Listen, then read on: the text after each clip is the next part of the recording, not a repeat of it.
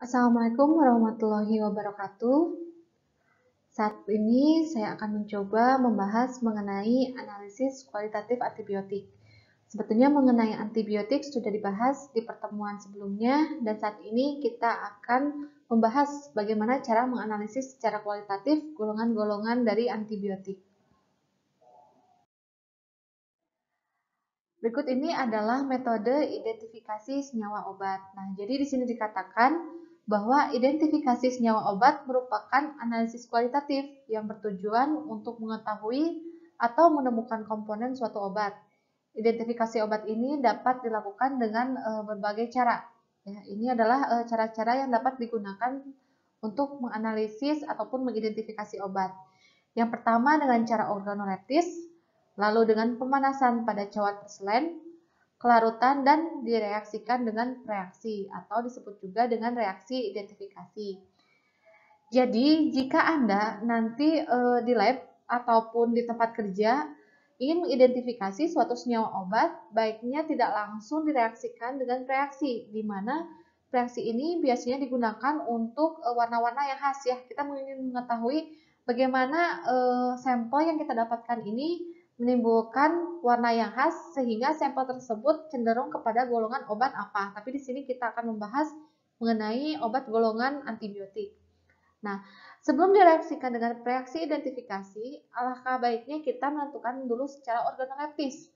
Karena biasanya kalau di lab ya, praktikum, ini hampir semua mahasiswa langsung ingin melakukan reaksi identifikasi karena merasa bahwa reaksi identifikasi itu memang reaksi yang tepat.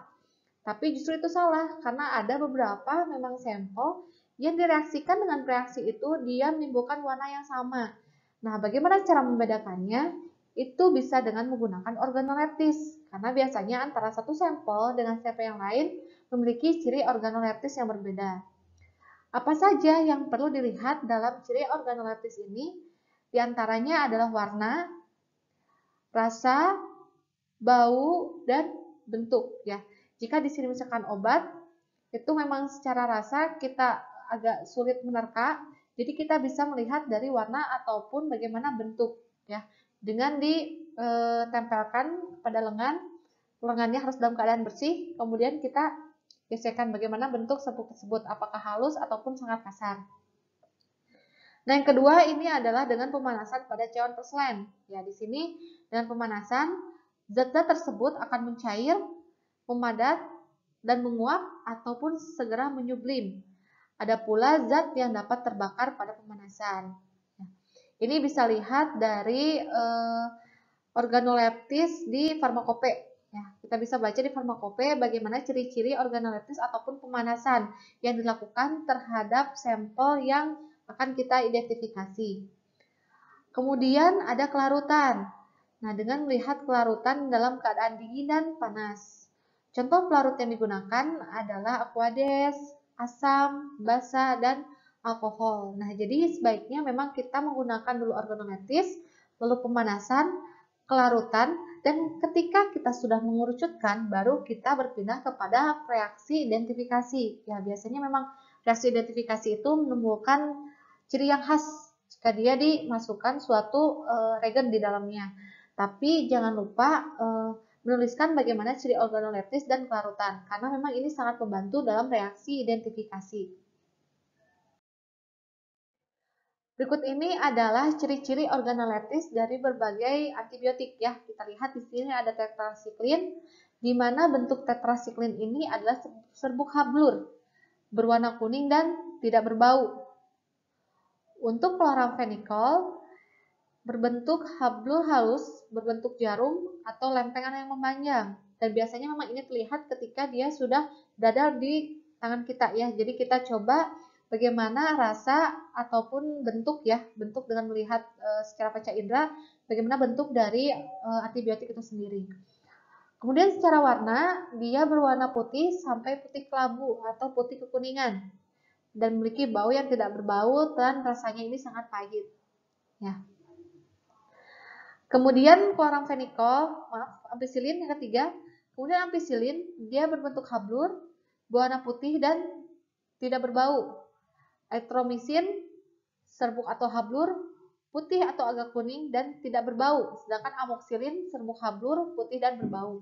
Nah, dari ciri-ciri organoleptis ini bisa kita kelompokkan mana saja kelompok yang hablur, mana saja kelompok yang memiliki jarum ataupun lempeng memanjang, dan bagaimana warna di dalamnya. Jadi ketika misalkan ada suatu kasus, ya, misalkan ada soal, lalu soal tersebut dalam bentuk kasus, ditanyakan, misalkan suatu tenaga teknik kefarmasian akan menganalisis suatu obat, di mana obat tersebut berbentuk hablur berwarna putih dan tidak berbau atau hampir tidak berbau. Nah, ini berarti kita langsung kepada antibiotik ampicillin, ya, karena dia serbuk hablur berwarna putih dan tidak berbau. Jadi memang ini perlu kita untuk membuat bagan agar mudah memahami dan dikelompokkan berdasarkan bentuk, warna, dan baunya seperti apa. Tadi secara organoleptik, kemudian sekarang secara kelarutan. Untuk tetrasiklin di sini dikatakan bahwa ia sukar larut dalam air, larut dalam 50 bagian etanol, praktis tidak larut dalam kloroform, dan dalam ether juga tidak larut, dan larut dalam asam encer. Larut dalam alkali disertai dengan peruraian. Jadi ketika nanti misalkan secara organoleptis hampir sama, dia memiliki serbuk yang hablur dan berwarna putih, yang membedakan selanjutnya adalah kelarutan. Jadi setelah kita menentukan bagaimana organoleptis, langkah selanjutnya adalah di kelarutan, ya. Jadi ketika kita merunutkan untuk mengidentifikasi suatu sampel ataupun obat dari organoleptis, kelarutan, dan akhirnya ditambahkan reaksi pengidentifikasi, itu nanti akan terstruktur, ya. Dan kecil kemungkinan nanti tingkat kesalahannya jika memang kita benar-benar teliti. Lalu yang kedua ini ada chloramphenicol. Chloramphenicol larut dalam lebih kurang 400 bagian air, dalam 2,5 bagian etanol, dan dalam 7 bagian propilen glikol. Namun dia sukar larut dalam kloroform dan dalam ether. Untuk ampicillin, ia larut dalam 170 bagian air, praktis tidak larut dalam 2,5 bagian etanol dan dalam kloroform, dalam ether, serta dalam aseton. Dan dalam minyak pun dia hanya 2,5 bagian minyak lemak. Selanjutnya adalah eritromisin. Dalam eritromisin ini ia larut dalam lebih kurang 1000 bagian air, larut dalam etanol dan kloroform, serta dalam ether. Yang terakhir adalah amoksilin, dia sukar larut dalam air, ya.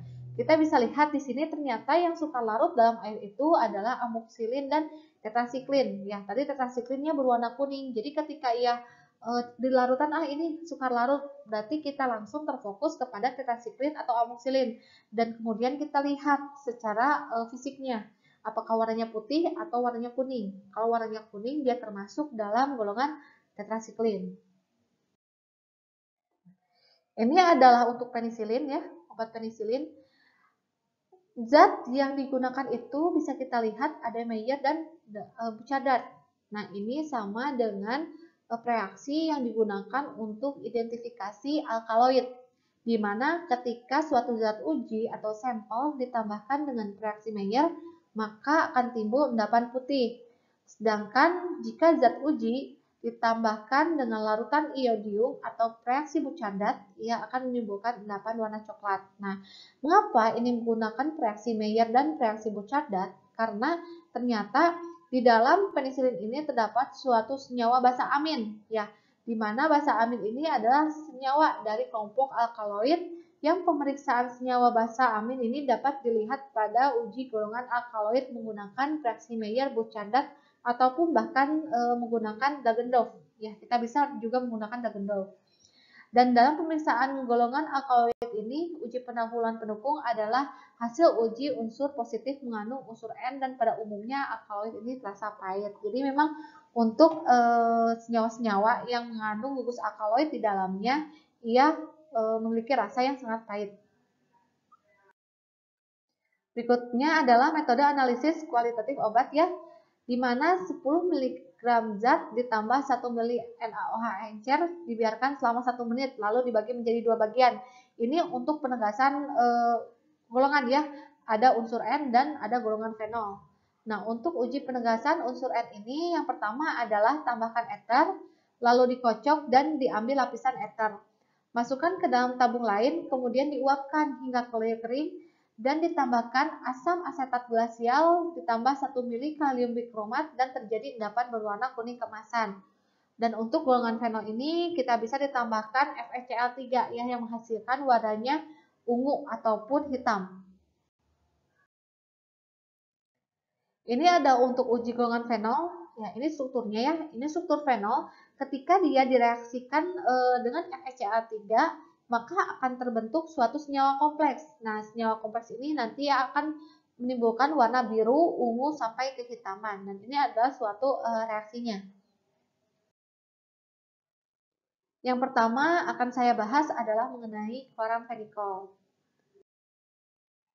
Ya, ada beberapa macam identifikasi chloramphenicol. Di sini kita akan bahas satu persatu. Yang pertama ya, ini saya tandai nomor 1. Yang pertama adalah dengan NaOH. Caranya seperti apa? Yang pertama 10 mg zat sampel ditambahkan dengan 2 gram NaOH, lalu ditambahkan 5 ml air dan panaskan sampai mendidih. Positif jika ia membuat larutan berwarna kuning yang kuat. Nah, mengapa warna ini timbul? Karena kita tahu ya, ini rumus dari struktur chloramphenicol, di mana OH ini akan menyerang N. Ya, N ini kan memiliki 5 tangan ya, dan N ini memiliki 1 elektron bebas. Pemanasan dilakukan untuk mempercepat reaksi agar reaksi berlangsung cepat. Ya, maksudnya NaOH-nya ini ya, NaOH, OH dari sini akan menyerang N yang dimiliki chloramphenicol. Ya, jadi OH-nya bukan yang dari chloramphenicol, tapi dia OH yang terdapat pada NaOH. Ya.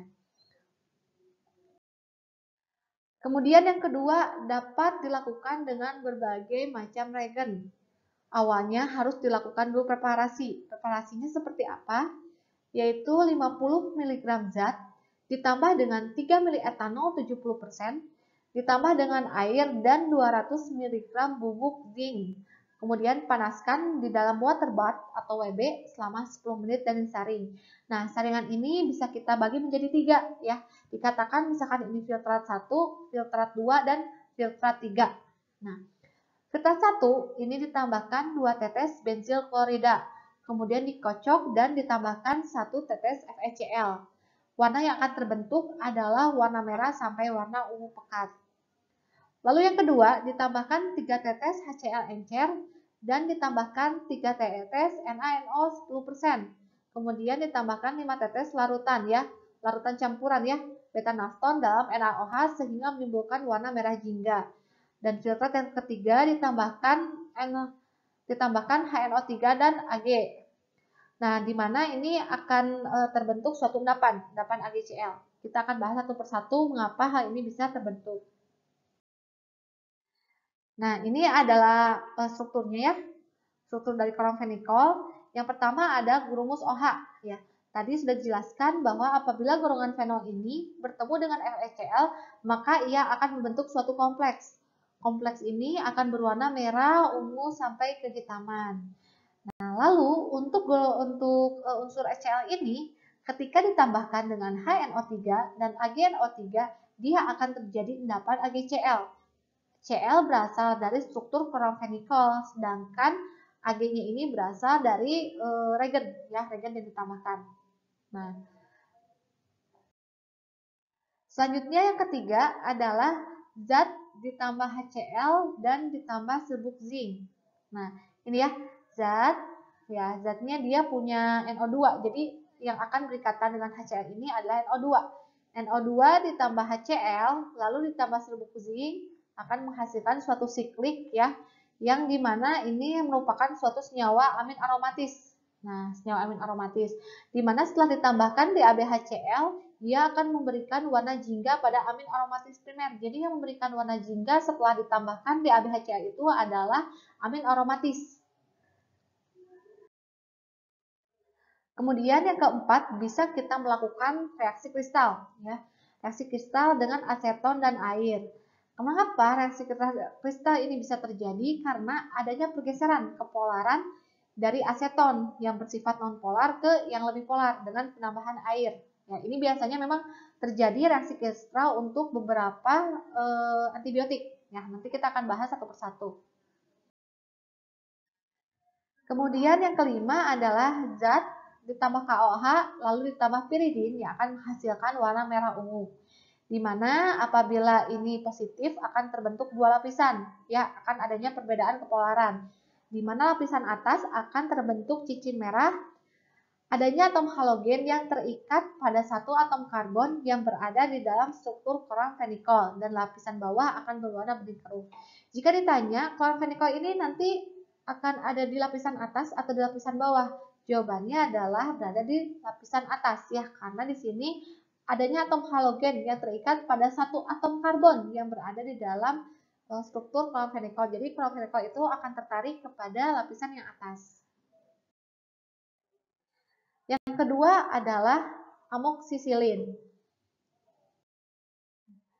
Amoksisilin ini bisa menggunakan Fehling AB yang berwarna awalnya hijau kecoklatan dan lama-lama ini menjadi endapan merah bata. Nah, ini adalah struktur ya. Struktur dari amoksisilin di mana dia memiliki struktur aldehid ya. Ketika ditambahkan suatu larutan Fehling, ia akan menghasilkan suatu endapan. Warnanya ya endapan merah bata. Kemudian untuk asam pekat. Nah, intinya untuk prinsip antibiotik, ia akan memberikan warna yang khas apabila diberikan suatu asam, baik itu HNO3, H2SO4 ataupun HCl ya. Jadi memang dia memberikan warna yang khas. Nah, contoh saja ini untuk amoksisilin. Ketika amoksisilin ini ditambahkan asam pekat ya, di sini digunakan adalah asam sulfat, ia akan menghasilkan suatu warna kuning. Mengapa hal ini terjadi? Karena ada peristiwa oksidasi di dalamnya. Jadi jika kita ingin misalkan mengidentifikasi bermacam-macam antibiotik, sebaiknya kita langsung menggunakan asam. Kalau memang antara satu antibiotik dengan antibiotik yang lainnya misalkan memiliki kelarutan serta memiliki organoleptis yang sama, itu bisa menggunakan asam. Kemudian sama dengan kloramfenikol, untuk amoksisilin bisa menggunakan juga reaksi kristal ya antara aseton dengan air. Yang tadi sudah dijelaskan, hal ini diakibatkan karena adanya pergeseran kepolaran dari yang bersifat nonpolar ke yang bersifat polar. Yang ketiga adalah tetrasiklin. Tetrasiklin ini ditambah ya H2SO4, dia akan menjadi warna ungu dan diencerkan terjadi warna kuning, dan ketika ditambahkan FeCl3 justru ia akan berwarna ungu dan lama-kelamaan akan menjadi coklat atau warna merah. Nah, biasanya untuk reaksi ini ya memang dia memiliki warna yang spesifik ketika ditambahkan dengan asam pekat. Tapi ketika ada perubahan seperti ini, penambahan saja lebih itu akan terjadi perubahan warna yang berbeda. Jadi untuk penambahannya misalkan ini harus 1 tetes, cukupkan dengan 1 tetes karena jika penambahan 2 tetes ini mungkin akan terjadi pergeseran warna. Nah, karena ini ia dapat bersifat reversibel ketika ditambahkan air ya, karena terjadi peristiwa pengenceran. Jadi misalkan awalnya coklat atau warna merah, ketika berlebih ditambahkan air, ia akan berubah warna kembali karena ini sangat identik dengan pengenceran di dalamnya. Dan ditambahkan dengan asam nitrat pekat akan menghasilkan warna jingga coklat, dan jika diencerkan ini akan menghasilkan warna jingga. Ya, ini juga ada penekanan di sini di mana dengan asam pekat akan menghasilkan warna yang spesifik untuk masing-masing golongan. Ya, jadi jika di suatu kasus misalkan ada suatu sampel ketika ditambahkan suatu asam berwarna jingga atau berwarna kuning, itu macam masing-masing dari antibiotik memiliki hasil yang berbeda. Jadi kita harus tahu apabila misalkan tetrasiklin ataupun kloramfenikol ditambahkan suatu asam yang pekat, hasil ataupun warna apa yang akan dihasilkan. Yang ketiga, amoksisilin adalah zat plus reaksi peroksida yang akan menghasilkan warna merah jingga. Ia positif untuk senyawa purin atau senyawa golongan santin. Contohnya adalah teofilin, teobromin, kafein, dan aminopilin.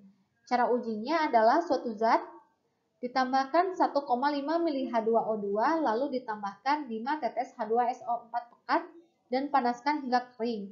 Lalu sisanya ditambahkan beberapa tetes amonia dan akan menjadi berwarna merah. Yang keempat, kita bisa melihat dari kandungan CHON. Nah, jadi ini sebetulnya bisa digunakan untuk golongan-golongan yang memang memiliki kandungan CHON. Ya. Berikut adalah penjelasannya. Nah, gimana di sini sebagai nitroaromatik? Prinsip metode ini adalah perubahan nitroaromatik menjadi amin primer aromatik. Hasil yang positif ditunjukkan dengan terbentuknya warna jingga atau endapan jingga. Contohnya adalah nitazepam. Ya, kalau ini masih secara umum ya. Saya menjelaskan kalau di sini tidak hanya antibiotik, tapi beberapa golongan yang memiliki struktur tertentu. Lalu yang kedua, amin primer alifatik, di mana reaksi yang bisa dilakukan adalah reaksi sentol, ya, yaitu adisi dengan karbon disulfida. Contohnya apa ini? Amitriptilin, cinarizin, etambutol, metadon, petidin, propanolol, timolol, dan verapamil. Ini obat-obatan hipertensi ya.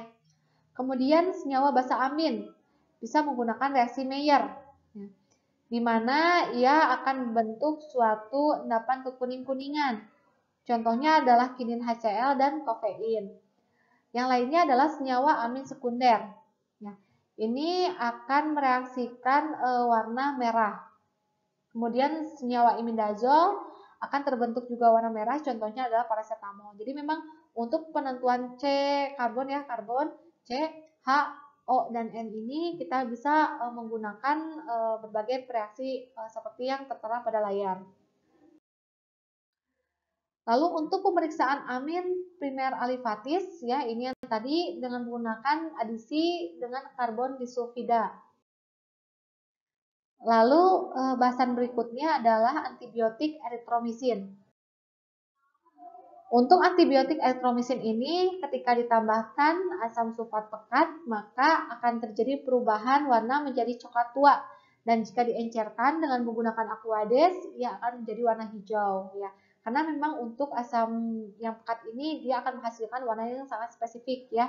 Jadi memiliki warna yang khas untuk setiap antibiotik. Ketika ditambahkan FeCl dan asam sulfat pekat ia akan menghasilkan warna hijau. Kemudian jika ditambahkan hanya dengan FeCl ya, dia akan terbentuk suatu kompleks, dia akan terbentuk warna jingga muda. Ditambahkan juga dengan asam, jadi meskipun asam, tapi misalkan yang satu menggunakan HCl, lalu H2SO4 dan HNO3 itu biasanya memiliki warna yang berbeda. Jadi lebih baik dari masing-masing golongan tadi dirincikan. Misalkan eritromisin dengan HNO3 akan berwarna ungu muda, lalu H2SO4 akan berwarna apa, dan dengan HCl juga akan menimbulkan warna yang berbeda. Nah, baiknya itu nanti dibuatkan bagan dan cara menghafalnya nanti kita akan paham perbedaan antara satu antibiotik dengan antibiotik yang lainnya. Lalu antibiotik selanjutnya adalah rifampicin. Nah, ini contohnya ya. Untuk rifampicin, dia bisa dengan menggunakan asam sulfat, asam klorida, dan HNO3. Nah, di sini dengan menggunakan H2SO4, dia berwarna merah ungu. Dengan menggunakan HCl berwarna merah dan HNO3 berwarna jingga coklat. Ya. Dan memang ketiga ini biasanya digunakan untuk reaksi ataupun regen golongan antibiotik. Nah, sekian penjelasan mengenai uji kualitatif antibiotik. Untuk praktikumnya, nanti saya akan coba membahas di Google Classroom. Terima kasih. Wassalamualaikum warahmatullahi wabarakatuh.